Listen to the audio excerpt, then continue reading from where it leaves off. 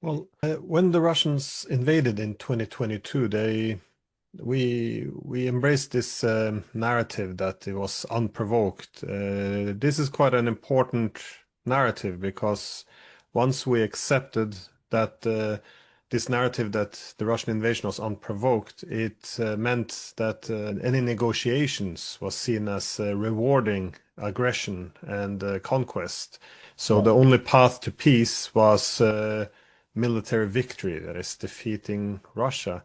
Do you agree with this assessment of the provocations and Russian motivations? There are two arguments that are repeatedly mentioned. You named one of them. The war was unprovoked.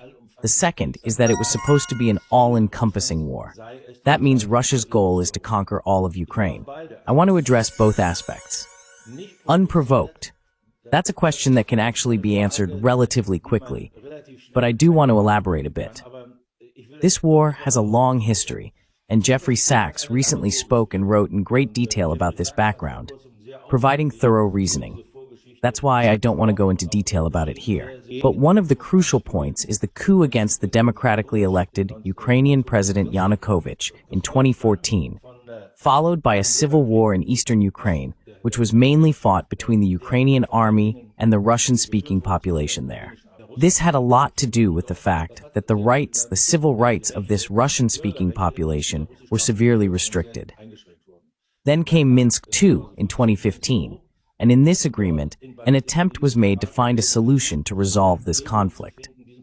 The core of this agreement is that these Donbas regions were granted a special status within the Ukrainian state, meaning they were allowed to speak Russian, practice Russian culture, and so on, and that this was to be codified in a constitutional amendment by the end of 2015. That was not done by the Ukrainian government. In fact, something entirely different happened. They began to modernize the Ukrainian armed forces, to rearm them, to increase their size again. We had significantly reduced them at the beginning of the century, and now they were being expanded again.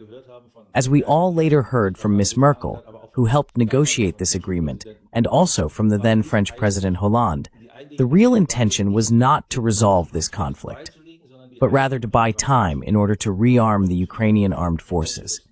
That must be described as a clear act of deception.